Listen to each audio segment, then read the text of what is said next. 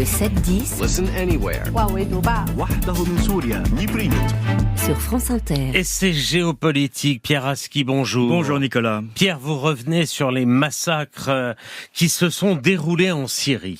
Depuis la chute du régime de Bachar el-Assad il y a 3 mois, les Syriens retenaient leur souffle en espérant être sortis du cycle de la violence qui a détruit leur pays. Hélas, ces 3 derniers jours, plus de 1300 personnes, dont 3/4 de civils, ont été massacrés dans les plus graves événements depuis la chute de la dictature. Tout dans cette tragédie était prévisible. Des soldats de l'ancien régime, ayant refusé de se rendre, se sont livrés à des opérations de guérilla dans le pays alaouite, la minorité dont était issu le clan Assad. En représailles, une vague de violence aveugle a visé aussi bien les partisans armés d'Assad que les civils alaouites, victimes de vengeance de masse, pour les morts des derniers jours, mais aussi pour les décennies de dictature. Tout le monde redoutait ce scénario depuis 3 mois. Selon l'Organisation syrienne des droits humains, qui fait référence, des massacres ont été commis de part et d'autre. Hommes, femmes, enfants, vieillards comptent au nombre des victimes. Parmi les auteurs des exactions, des djihadistes, y compris étrangers, toujours en possession de leurs armes. Est-ce la fin de la transition pacifique? Alors c'est la plus grande crainte aujourd'hui, Nicolas. Le pouvoir de transition dirigé par Ahmed al-Shara tente difficilement de rassurer la mosaïque de minorités du pays. Les alaouites, chrétiens, kurdes, druzes, que leur sécurité est assurée. Il tente également de réunir tous les groupes armés sous une seule autorité nationale.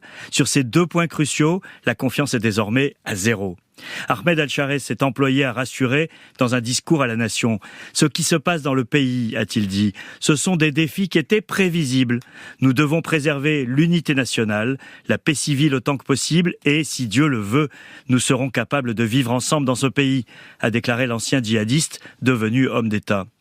Les Syriens attendent surtout de voir comment il va discipliner certains de ses partisans radicalisés qui ne le suivent pas dans sa conversion pragmatique. Et cette crise l'affecte aussi sur le plan international. C'est évidemment l'un des sujets majeurs de la transition. Il y a d'abord le voisin Israël qui a détruit l'armée syrienne dès la chute d'Assad, qui occupe des positions supplémentaires sur le plateau du Golan et se pose en défenseur des minorités syriennes.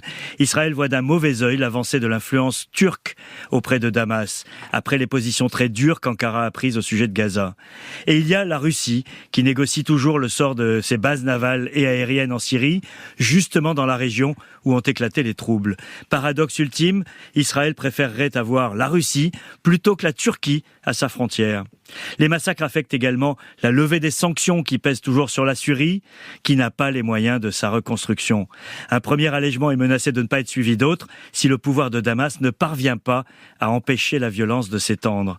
La Syrie a vécu dans sa chair le déchaînement de violence qui s'est emparé de l'Irak voisin après la chute de Saddam Hussein avec la naissance de l'État islamique. Il y a donc urgence à éteindre l'incendie syrien. Pierre Aski, merci.